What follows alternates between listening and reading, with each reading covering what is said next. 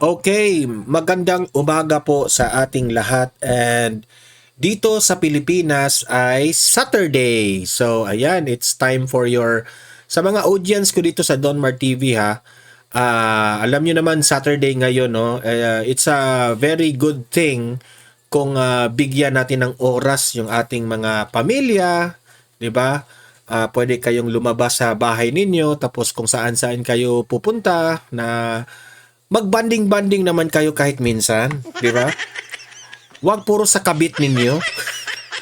Di, joke lang, joke lang. Happy Saturday sa inyong lahat. At heto na nga, no?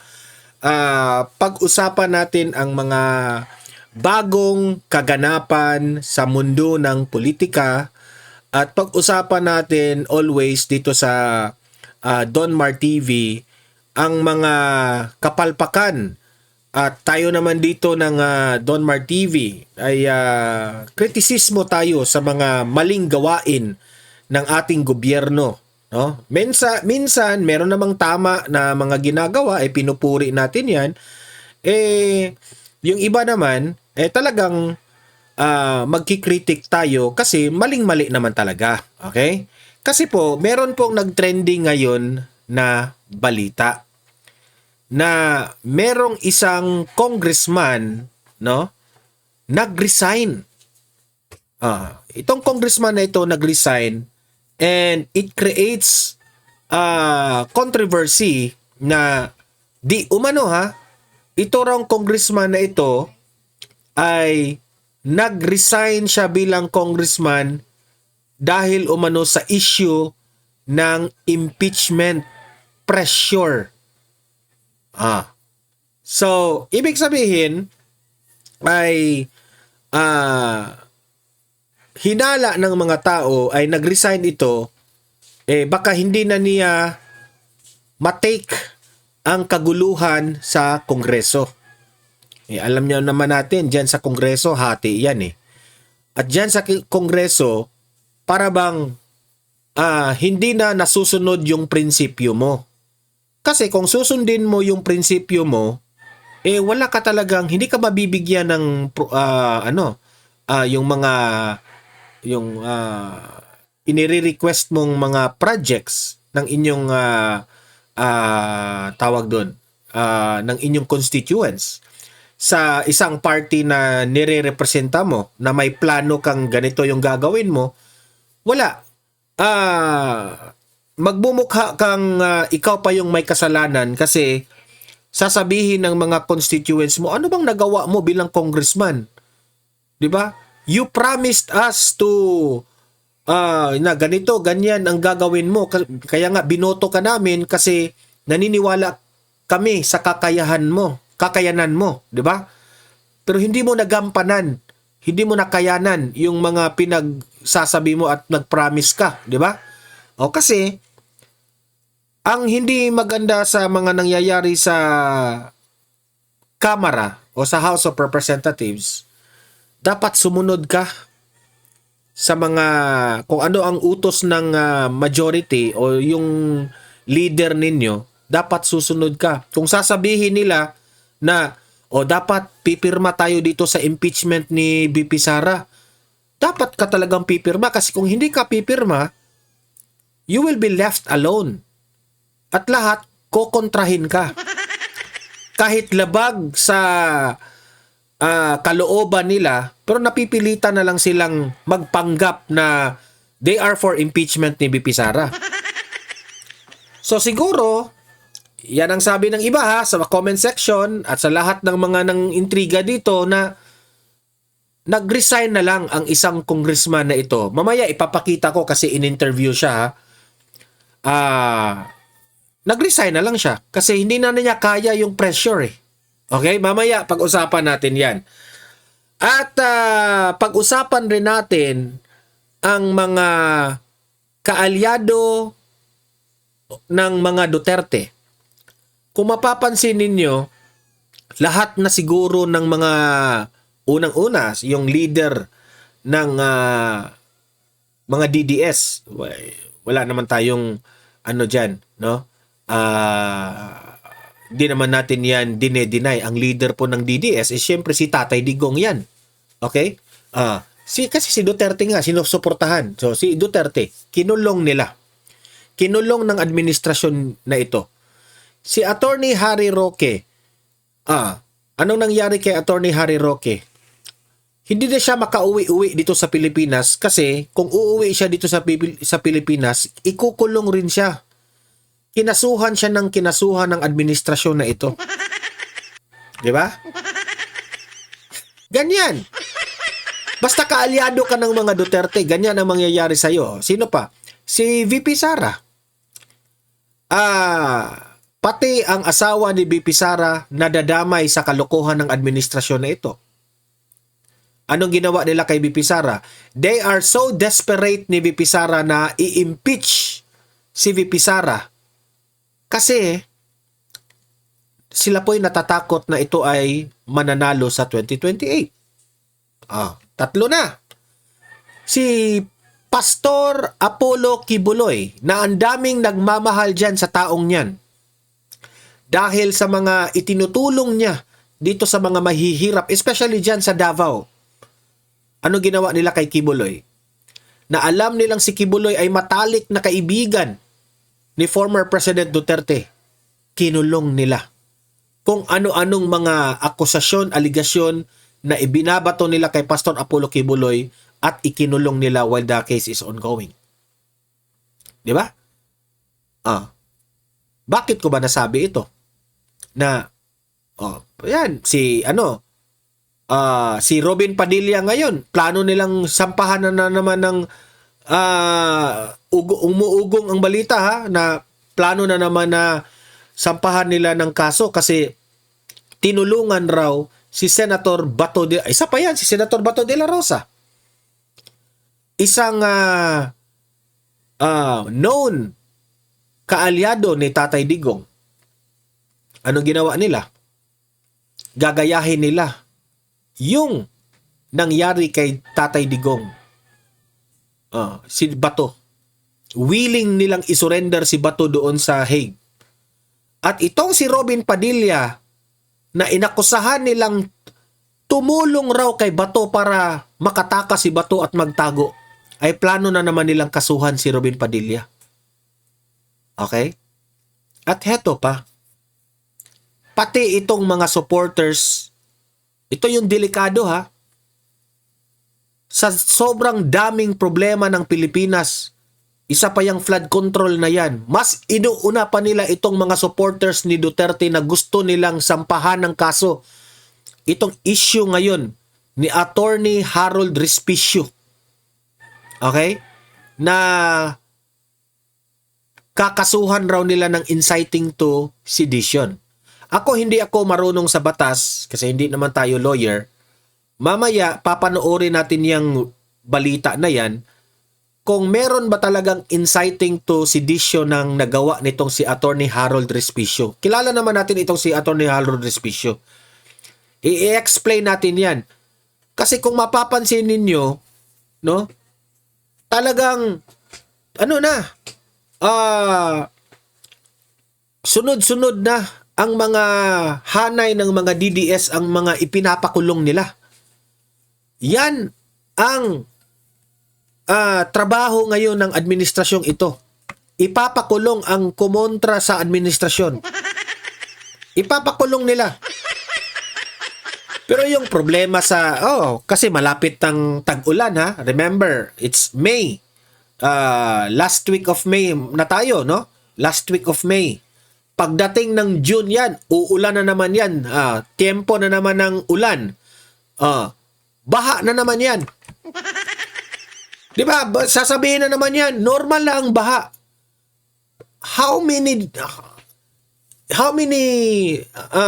years na? Mag-aapat na taon. Taon-taon na lang binabaha sa panahon ni BBM. Hindi pa rin niya nasusolusyonan ang baha. Tapos ngayon, anong nangyari? Kinurakot pa yung flood control na hindi matumbok-tumbok yung mastermind. Di ba? Tapos, yan ang tinututukan nila ngayon. itong mga pagtugis,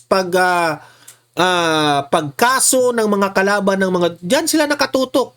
Pamumulitika, kakasuhan yung kumalaban sa administrasyong Marcos. Pero yung mga problema sa flood control, infrastructures natin, sa PhilHealth, sa taas ng kuryente, mga bilihin natin, wala sila nakatutok doon.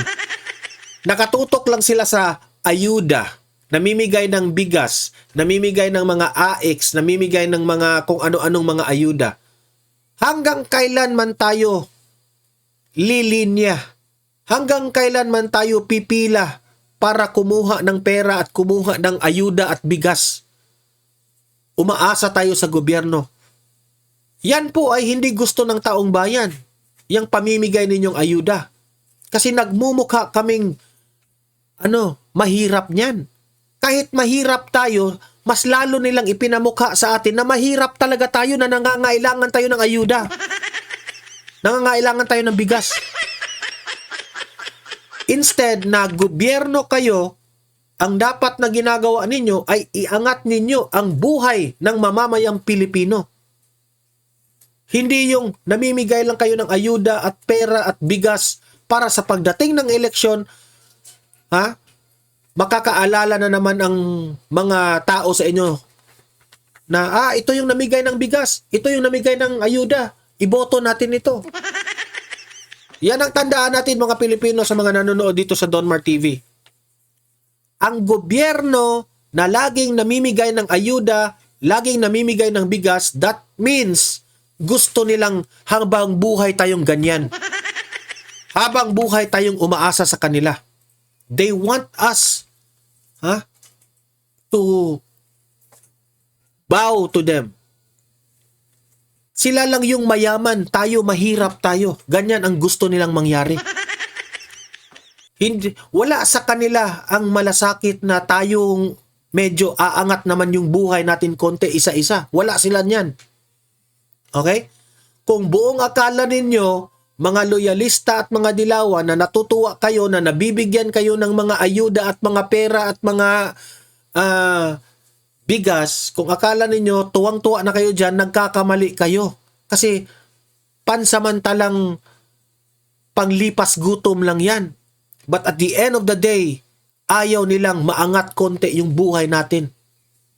Look at all some of the countries like Japan, New Zealand, at ibang mga progressive countries. Hindi na sila nangangailangan ng tulong ng gobyerno. Why? Because they are given na mga magandang buhay, trabaho, sapat na mga, yung kuryente nila, mababa yung presyo, yung libre na yung hospital nila, malalaki yung mga sahod. Yun ang mga nangyayari doon eh. Pero dito sa atin, hinayaan nilang magiging mahirap tayo. Kasi, gusto nila na lagi natin silang i-appreciate. Anong ibig kong sabihin? Gusto nila na lagi tayong umaasa sa kanila. Gusto nila na lagi tayong magpipila na we need the government, we need the government. Yan ang gusto nila. Tapos ngayon, yung taong tunay na nagmamahal sa Pilipino, pinakulong ninyo, si Tatay Digong. Kawawa nga eh. May nabalitaan ako kay Tatay Digong. No? Yung mga taga-ICC doon, yung registry doon, mahigpit na raw na minomonitor si Tatay Digong. Mahigpit na raw na minomonitor yung selda niya. Dahil hirap na yung kalagayan ni Tatay Digong. Okay? So, mamaya, pag-usapan natin lahat yung mga binabanggit ko. Paki-like, paki-share muna guys, no? Bago natin ituloy ito. Like and share. At sa mga hindi pa nakasubscribe sa akin, subscribe muna kayo para updated kayo lagi dito. Okay? Subscribe.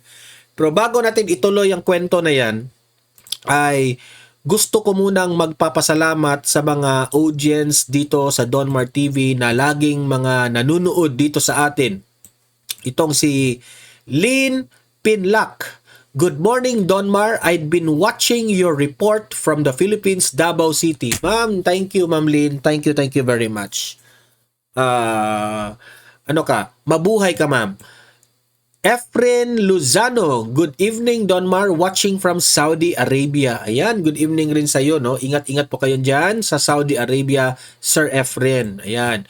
Yolanda Sase, Says o Sase. Good evening, Donmar TV. Lagi din akong nakasubaybay sa channel mo. Good luck po. Ayan, maraming salamat sa pagsubaybay nyo sa akin, ha. Malaking tulong yan sa ating channel na tataas yung algorithm natin. Gina Kabusan. Ayan. Good evening, Idol. Always watching from Dubai. Ayan, ingat-ingat po kayo dyan sa Dubai, ma'am. Sa mga kababayan natin dyan sa Dubai. Amping-amping kayo dyan. Sino pa ba ito? Celian Timporda. Celian Timporda. Good PM po, Sir Donmar. Lagi po ako nakasubaybay sa channel mo. God bless you po, Sir, watching from Macau. Solid DDS. Ayan, mga solid DDS natin dyan sa Macau, no? Ingat-ingat po kayo dyan, ma'am. Mabuhay po kayo dyan, ma'am. Celian Timporda. Ayan. So, ayan, no, nakakatuwa po na sa mga, kaya nga binabanggit ko itong mga audience natin kasi sa mga ganitong konting paraan ay na-appreciate nila tayo sa ating ginagawa. Okay? So, ayan. Let's go directly sa our, eto ha, itong usaping dito sa congressman na nag-resign. Bakit nga ba siya nag-resign? Alamin po natin. Okay? Play. Inilahad naman ng isang resigned party list congressman kung bakit ito nagbitiw sa pwesto sa kasagsagan ng issue ngayon sa impeachment case ni VP Sara Duterte. Si MJ Mondihar sa report. Kalusugan at pamilya ang dahilan kung bakit raw nag-resign sa pwesto si former one tahanan party list representative Nathaniel Ducado. Ayon kay Ducado, isang buwan niyang pinag-isipan ang kanyang pagbibitiw bilang kongresista. Ngayong linggo lamang inanunsyo sa Kamara ang kanyang resignation kasama ang isa pang party list representative. Pero may kaugnayan kaya sa botohan sa impeachment ang kanyang pagbibitiw sa pwesto. Ako naman, hindi ko tinitignan kasi kung saan kakampi. Tinitignan ko kung ano ang dapat gawin sa problema. So on my end, hindi naman masyado sa akin, but I can say... Okay. Ano ba itong pangalan ni Sir? Alamin po natin. Ang party list representative Nathaniel Odista. Ngayong linggo lamang inanunsyo sa Kamara ang kanyang resignation kasama ang isa pang party list representative. Pero may kaugnayan kaya sa botohan sa impeachment ang kanyang pagbibitiw sa pwesto. Ako naman, hindi ko tinitignan kasi kung saan kakampi. Ito. Former one tahanan party list representative Congressman Nathaniel Ducado. Okay, siya po yung nag-resign. Ang main reason na sinabi niya ay pamilya at kalusugan. Okay? Pero naniniwala ang iba na meron pang mas malalim na dahilan. Okay? Tinitignan ko kung ano ang dapat gawin sa problema. So on my end, hindi naman masyado sa akin, but I can say na medyo maraming banggaan in some of the people I work with. Isa yan sa mga reason niya, ha, bakit nag-resign siya. Kasi magulo. Nagkampihan, ganun, ganyan. Alam naman natin, di ba? Parang iiwas ka na lang kasi yung mga kaibigan mo nag-away na sa politika, di ba? Because of their political sides. Natao ng resignation ni Ducado sa kasagsagan ng impeachment case laban kay Vice President Sara Duterte. Sa aming panayam, hindi man niya direktang masabi, ngunit batid namin na may mas malalim na rason sa likod ng resignation nito. I believe na we're done with politics of always protecting self-interest. Kasi kung titignan mo naman, Sir Mike, ang sama na ng state ng country natin, and the reason for that is because of our culture na dapat survival of politicians ang unahin. And I think it's time to really focus on what the country needs. Ayon pa kay Ducado, sa loob ng 10 buwan ay siya ang panglimang kongresista na nagbitiw sa pwesto. Aminado rin ang dating congressman na matindi ngayon ang politika sa Kamara. Well, with that type of fear and that type of feeling, there's only one way to solve it. People have to speak up. If naramdaman nila yon and nakikita nila na hindi na tama, they have to speak up. Kasi as long as we condone it or hayaan natin, hindi magbabago lang. Kung susumahin, umaabot sa 60 kongresista ang hindi bumoto sa impeachment case si VP Sara Duterte. Kabilang dito ang mga bumoto ng no, nag-abstain at absent noong panahon ng botohan. Kamakailan lamang ay nagsagawa ng balasahan sa mga committee chairmanship sa Kamara. Itinalaga si Northern Samar 2nd District Representative Edwin Ongchuan bilang bagong chair ng Committee on Population and Family Relations. Kapalit ni Southern Leyte 1st District Representative. Kasi marami pong nabalitaan natin. Yung nag-no yung mga hindi pumirma sa impeachment ni VP Sara, di umano, tinatanggal na sa kanilang mga chairmanship raw. Yan ang balita Representative Roger Mercado. Muli namang ikinonsidera sa plenaryo ang pagkakahalal kina Mercado at Agusan del Norte 1st District Representative Dale Corvera bilang Vice Chairpersons ng House Committee on Appropriations. Samantala, pumalit kay Laguna 2nd District Representative Amitan Pinalitan na raw ito ang mga taong to. Hernandez si Laguna 3rd District Representative Lorento Amante bilang Chairperson ng Special Committee on Southern Tagalog Development. Sina Congressman Mercado, Hernandez at Corvera ay bumoto ng no sa impeachment ni VP Sara Sila yung nag-vote ng no na tinanggal sila Duterte.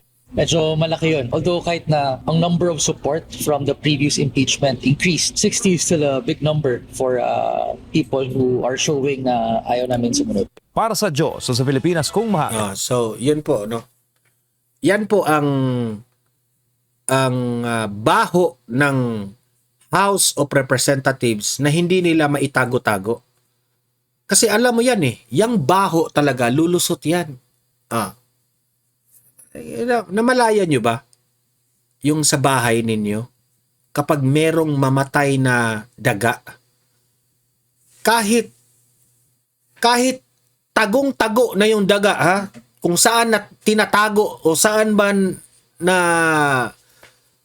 namatay yung daga na hindi makita-kita ninyo pero yung baho talaga, babaho yan. Yan ang nangyari sa House of Representatives. Tinatago nila yung baho nila dyan. Alam ng taong bayan, laganap ang korupsyon dyan. Laganap ang pamumulitika dyan. Marami sa mga congressman dyan, ayaw talagang suportahan yung impeachment na yan, pero napipilitan silang sumuporta sa impeachment kasi ganyan na ang kalakaran dyan. Kung hindi ka susuporta, wala ka talagang pera dyan. Walang pera yung constituency, walang budget. Hindi naman nila inaamin yan. Kasi tinatago nga nila ang kanilang mga kabalastugan dyan sa House of Representatives. Tinatago nila. Pero kahit tinatago nila yan, umaamoy at umaamoy pa rin yung baho nila. Kaya nga, ini-example ko yung daga na namamatay sa inyong bahay, di ba? Hanap kayo ng hanap. Saan ba itong daga na ito? Ang baho-baho. Hindi ko mahanap-hanap. Pero yung baho, umaalis ngaw. Yan ang nangyari sa Kamara.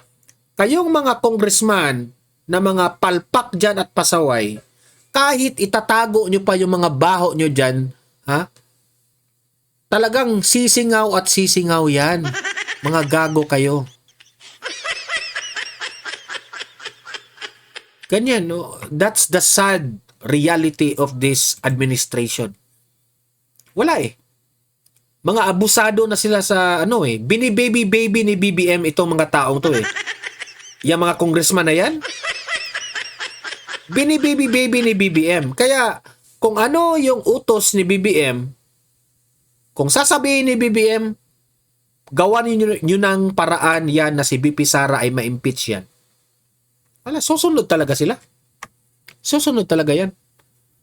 Pero dito sa Senado, mahihirapan si BBM na pasunurin yung gusto niya.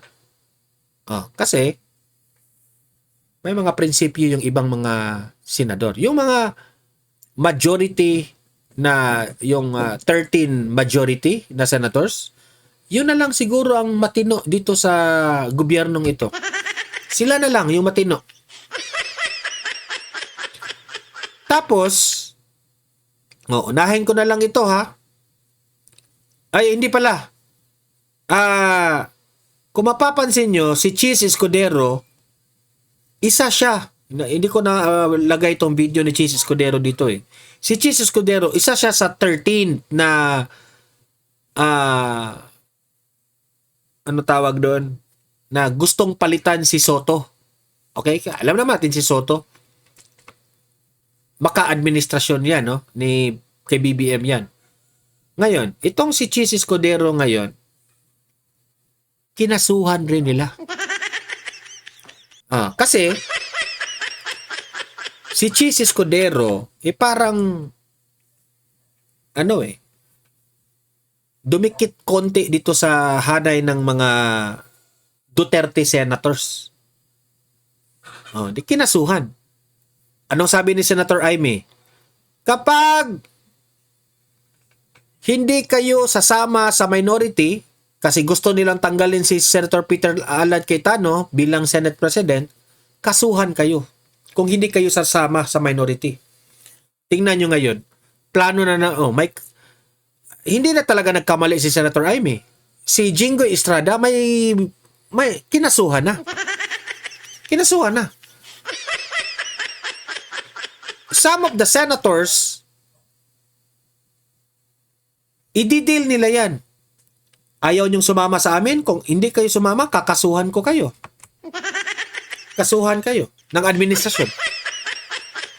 Ganyan ang pananakot nila. Sa ika nga, sabi nila, silent martial law na ang nangyayari ngayon. Mismo na si Senator Aimee Marcos ang nagsabi na may umuugong na nagmi-meeting na raw na walang eleksyon sa 2028. Patay tayo dyan. Kasi that is their plan. Ika nga, parang plan B. Plan B ba o plan C na? Kasi yung unang plano nila, i-impeach si VP Sara. Plan A.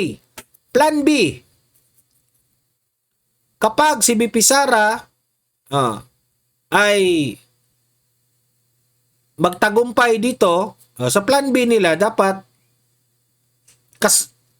file ng impeachment complaint at kasuhan yung SALN.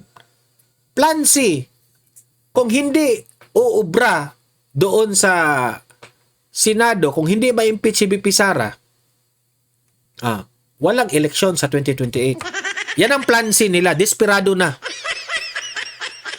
Kasi kung hindi ma-impeach, meaning to say, tatakbo si VP Sara sa 2028 at alam nilang mananalo. So, in order for VP Sara na hindi mananalo, wala na lang eleksyon, wala. Plano nilang walang eleksyon. Kasi pwede nilang gawin yan, Actually, sa totoo lang, itong gobyernong ito, sa Administrasyong Marcos, pwede nilang gawin. They can always control the COMELEC na sabihin nila, wala mo ng eleksyon sa 2028. For some reason. Magrarason yan. Tingnan nyo ngayon. Lahat ng kaalyado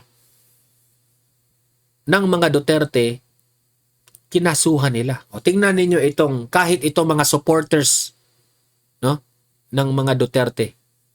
Tingnan nyo. Willing ba kayong ibuwis ang inyong buhay para kay VP Sara Duterte? Dahil ako, willing akong ibiwis ang aking buhay. Gusto ko ang marinig ang sagot sa inyo. Handa ba kayo sa isang revolusyon? Handa ba kayong?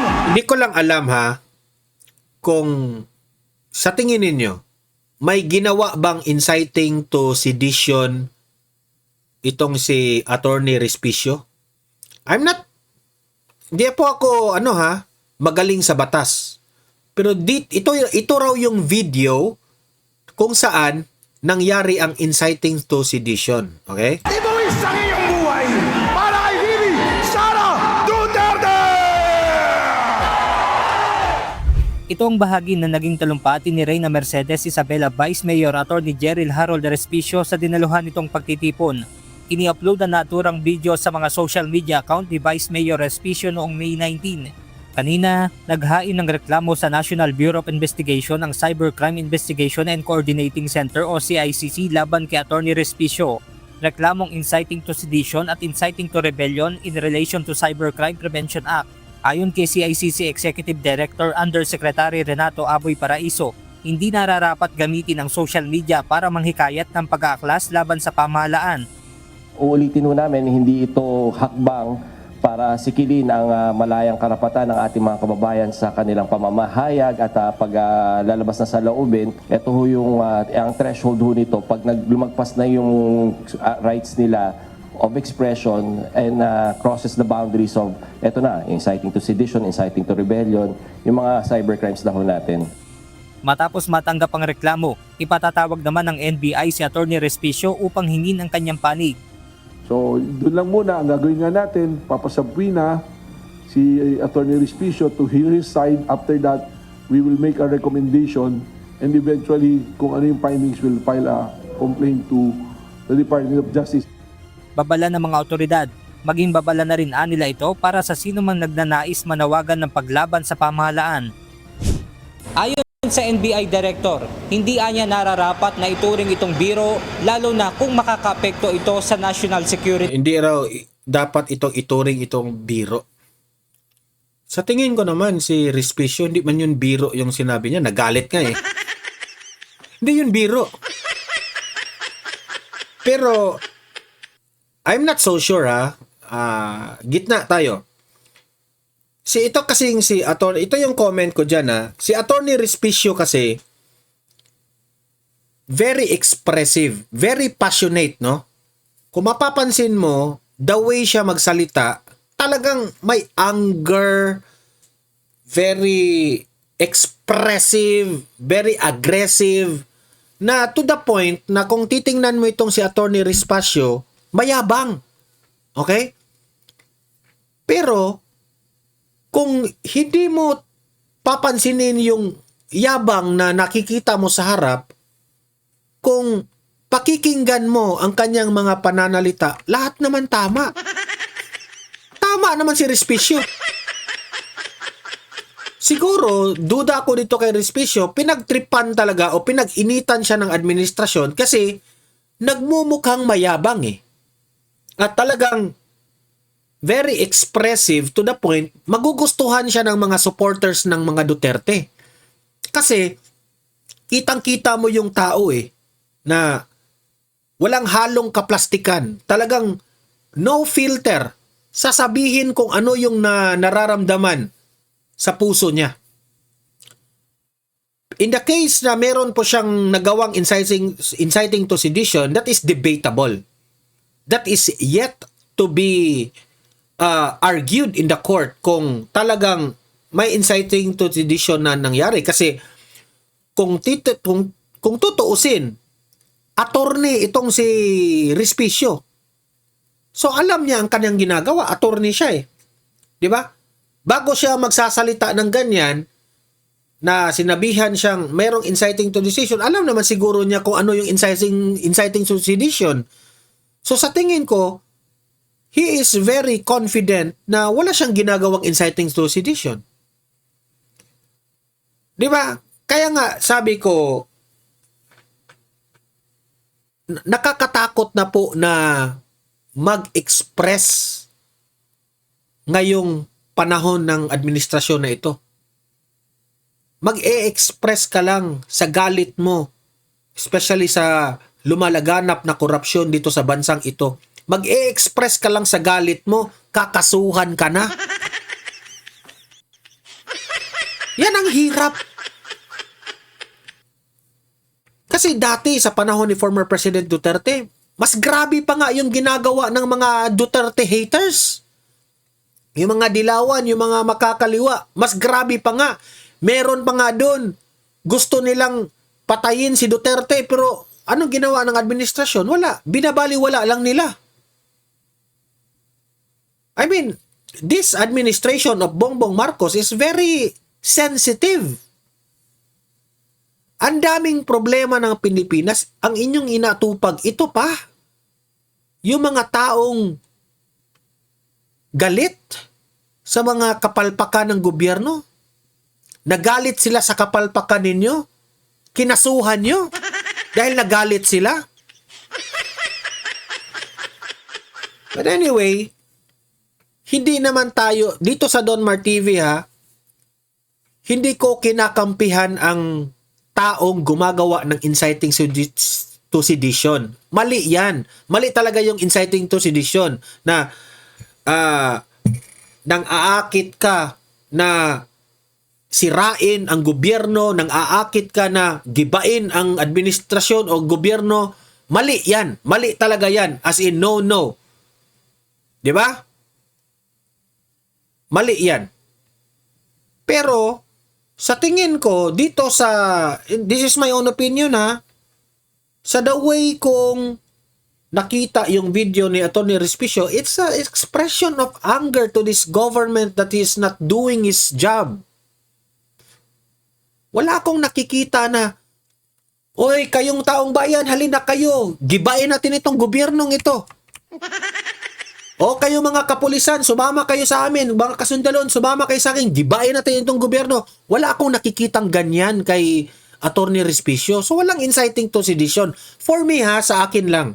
Kasi hindi naman ako magaling dyan sa batas na yan. Pero for the person who is very angry for the administration para maging matino, kasi nakasaad yan sa ating konstitusyon.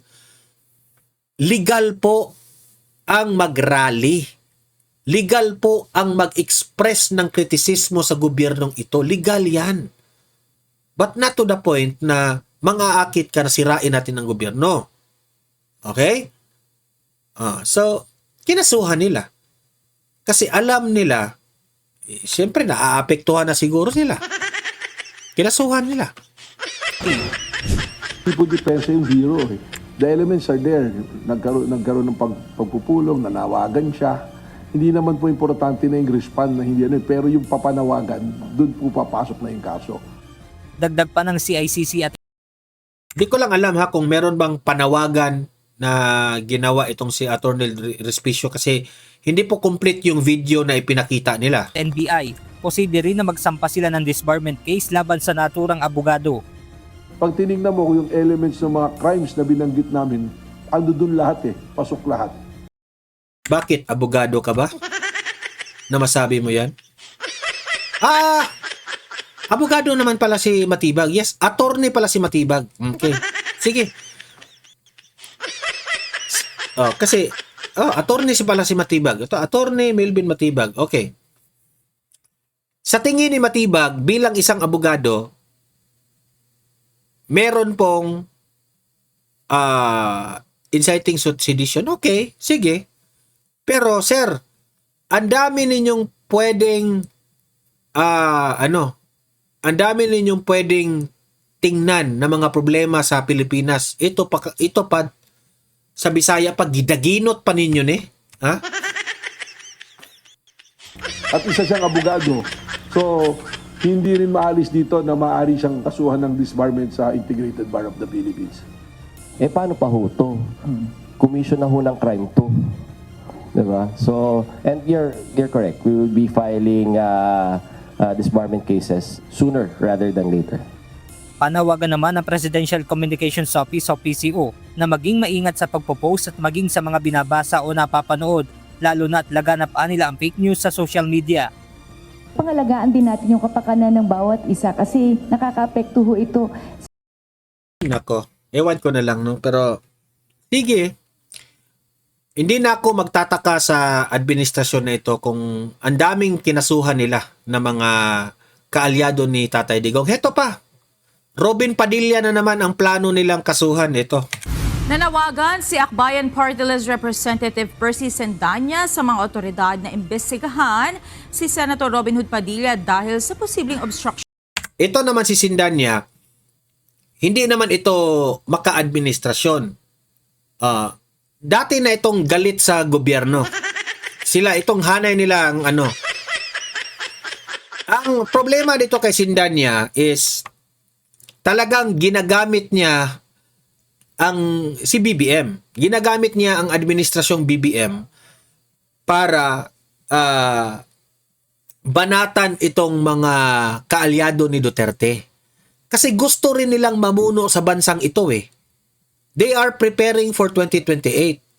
So, kung kakasuhan nila itong si Robin Padilla, malaking posibilidad na tutulungan ng Administrasyong Marcos. Ay, nako. Of Justice. Kaugnay ito ng arrest warrant mula sa International Criminal Court laban kay Senador De La Rosa.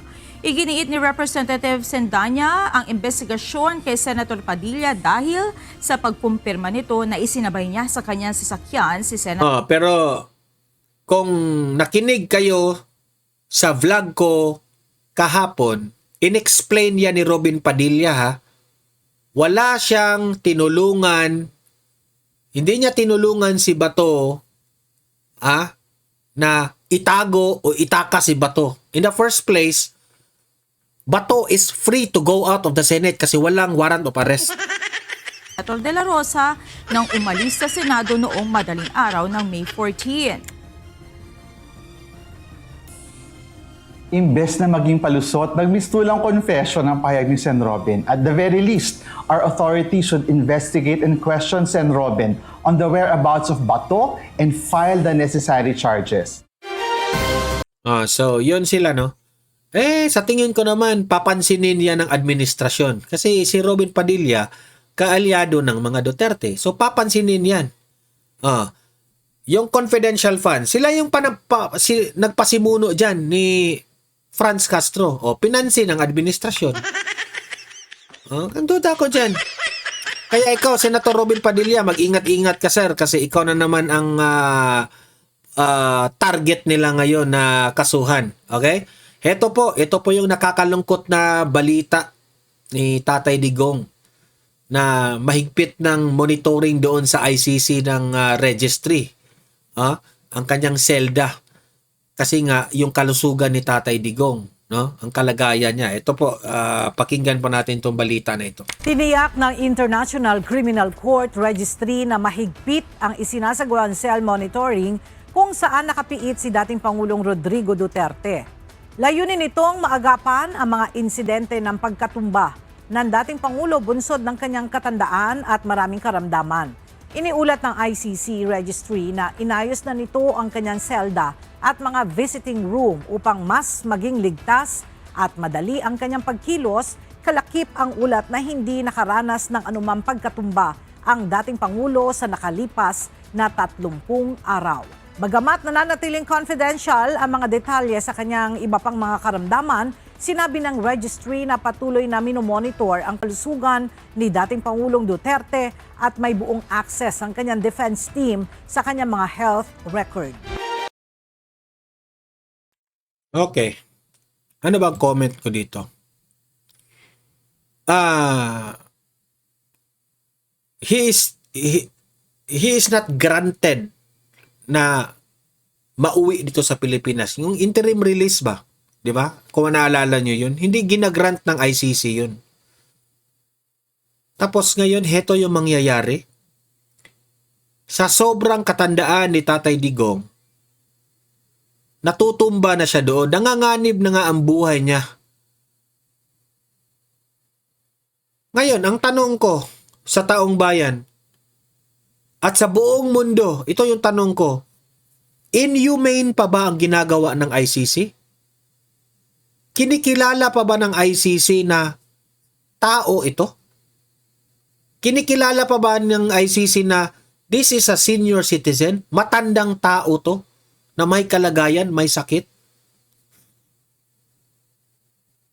Kasi it seems na nakalimutan ng ICC ang kanilang main objective.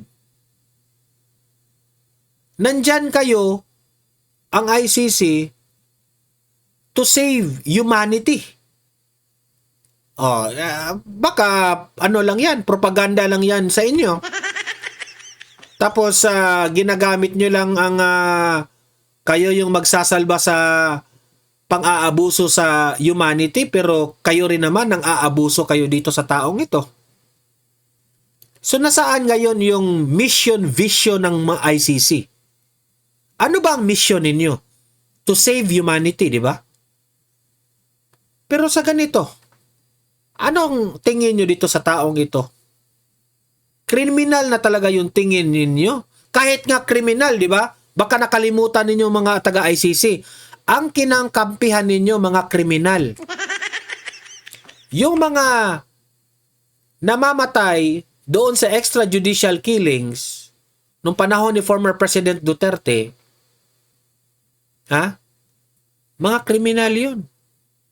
Mga nang-aabuso ng mga bata, nang-aabuso ng kanilang mga pamilya. Wala na. Di na matino yung utak. Nanlaban itong mga taong ito sa ating mga authorities. Kaya inunahan na silang ginorgor. Di ba? Kinampihan ninyo. So kung sa tingin ninyo, kriminal yung ginawa ni Tatay Digong, kampihan nyo itong taong ito. Kasi kinampihan ninyo yung tinutugis doon ni Tatay Digong. Kampihan rin nyo ito. Natutumba. Matanda na. Pinakamataas na trust rating ng lahat ng presidente sa Pilipinas na nagdaan. Mahal ito ng taong bayan. Kinulong ninyo. Humihingi ng interim release, hindi ninyo ni-release. Anong tawag namin sa inyo, mga taga-ICC? Ha? Cruelty. That's cruel. Di ba? Dapat nga itong ICC na ito, ha? Dapat itong ICC na ito, bigyan ito ng pansin sa United Nations kung dapat pa bang merong ICC. Russia, galit sa kanila. Israel, galit sa kanila. Dapat ang mga United Nations, ha, tutukan nyo itong issue ni Duterte, tutukan nyo itong ICC. Dapat pa bang ituloy natin itong ICC na ito? Kasi sa ginagawa nila kay Tatay Digong, magbabakfire yan. Magbabakfire yan. Kung merong mangyayari ni Tatay Digong sa loob sa ICC, malalagot sa United Nations ang ICC. Trust me dyan. Trust me talaga dyan. Ng ICC registry na inayos na nito ang kanyang selda at mga visiting room upang mas maging ligtas at madali ang kanyang pagkilos. Kalakip ang ulat na hindi nakaranas ng anumang pagkatumba ang dating Pangulo sa nakalipas na 30 araw. Bagamat nananatiling... So, yun po, no? Ako na lang, ang atin na lang magawa ngayon is to pray Tatay Digong. Ipagdasal na lang natin siya sa Panginoon na maging mabuti ang kanyang kalagayan doon sa loob. And at the same time, let's hope and pray na pagdating ng panahon, justice will be served ni Tatay Digong. Makalabas siya. Grabe. Hero talaga siya ng taong bayan, sa totoo lang. Mahiro ito si Tatay Digong. Kung ano yung sinabi niya noon, he is very consistent, hindi nagbabago. Patapang, merong malasakit sa tao. But anyway, tingnan lang natin kasi ang ICC, may panahon rin kayong makarma kayong lahat dyan. Guys, give us your opinion. Babasahin natin yan sa comment section. Paki-like at paki-share sa video natin. At sa mga hindi pa nakasubscribe, subscribe na po kayo. Okay? See you in my next video. Have a great day. Have a great night.